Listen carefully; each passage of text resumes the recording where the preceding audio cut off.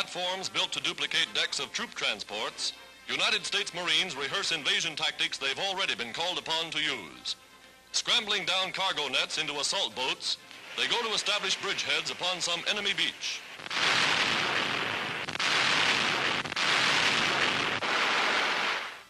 Soldiers of land, sea, and air, theirs is the tradition, first to fight, a role they've played for 165 years. Called the most versatile troops in the world, they bring their own tanks ashore, perfecting the technique of mechanized warfare under battle conditions similar to their landings in the Pacific.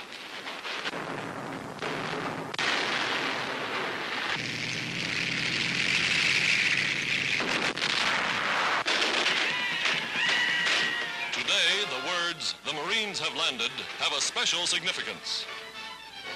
For somewhere in the South Pacific, Navy transports are nosing their way, armed to the teeth, anti-aircraft guns on the alert, decks loaded with those same United States Marines, ready now for real action.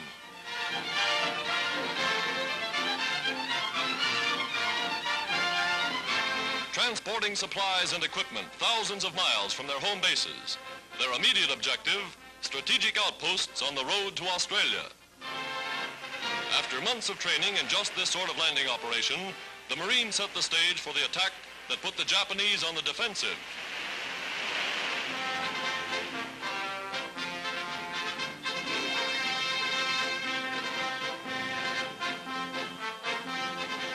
Welcomed by young and old alike, the Devil Dogs, as they're called, are at home in any climate. Admiral Byrd, the famous American polar explorer, is with the landing party as ancient tribal chieftains come to greet the officers.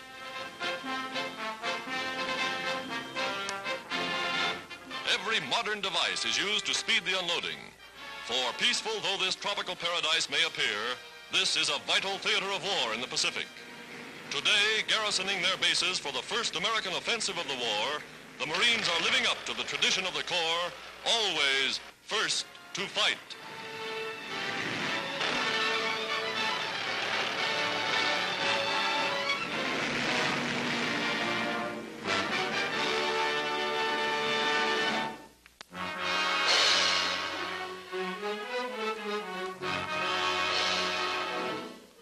The U.S. Navy speeds the building of giant, non-rigid airships. To special women workers is entrusted the handmade construction of the bags.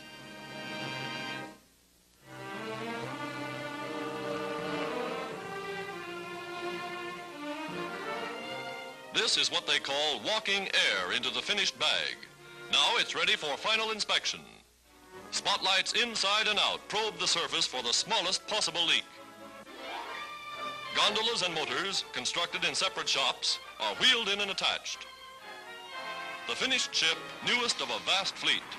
Blimp patrols spell death to enemy submarines, and the U.S. Navy is on the job.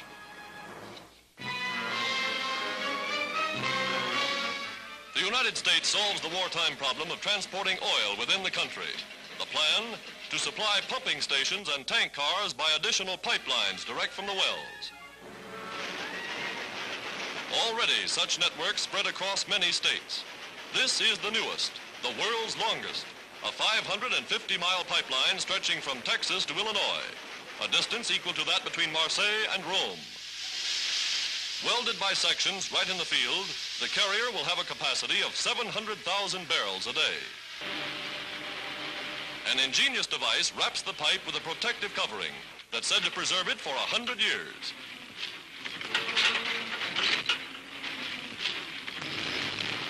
With equipment like this, American engineers get things done in a hurry.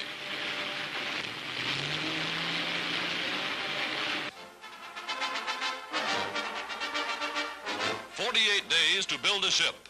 That's a world record. And here are some of the sponsors ready for a mass launching. 6 cargo ships and 2 destroyers christened in one shipyard within 24 hours.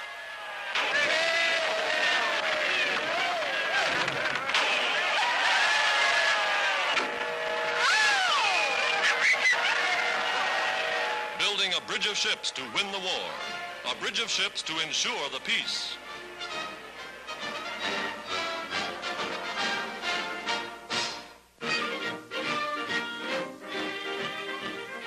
Here is one of many vacation camps in the United States. Camps where normal, healthy youngsters learn the meaning of freedom under the stars and stripes.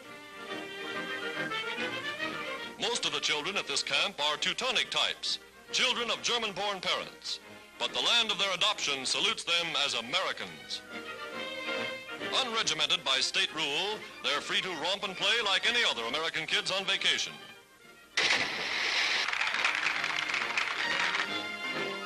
And they invest their pennies in war stamps to help their country win these privileges for all children.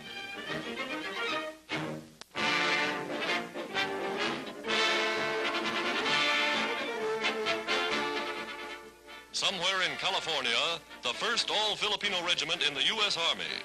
Newly recruited, these grim, determined sons of the Philippines march with but a single purpose in life: to avenge their brothers who fought and died for General MacArthur. With their own Major Fajardo second in command, these adopted sons of America prove able soldiers. In small patrols, they quickly learn the tactics of modern warfare. Emerging from foxholes like those in which perished the heroes of Bataan, they prove born fighters, eager for action. Swinging the dreaded bolo knives of the Philippine jungle, they work for the day when they will help free their homeland from the invader.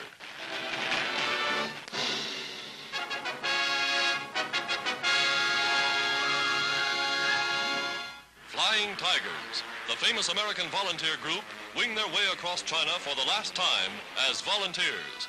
For 8 months, these Chinese signs have been the only insignia of the most spectacular and efficient fighting force in aviation history.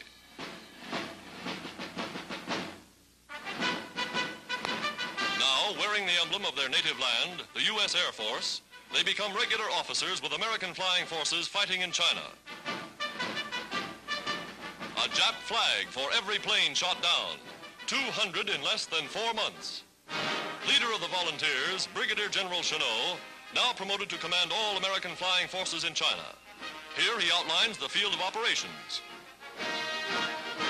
With flags and souvenirs, a grateful Chinese people pay simple tribute to the airmen who have done so much to clear the skies over their embattled land.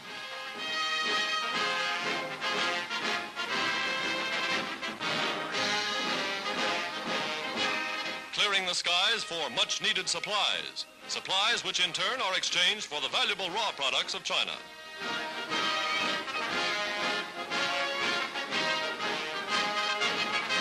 Losing no time, the new command plots the strategy of attack.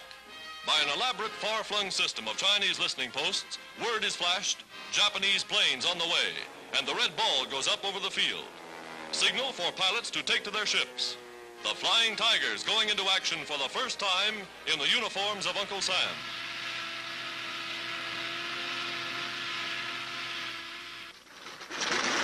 Newly assigned pilots go with the veterans. Schooled in the fighting tactics, Chenot has proven superior.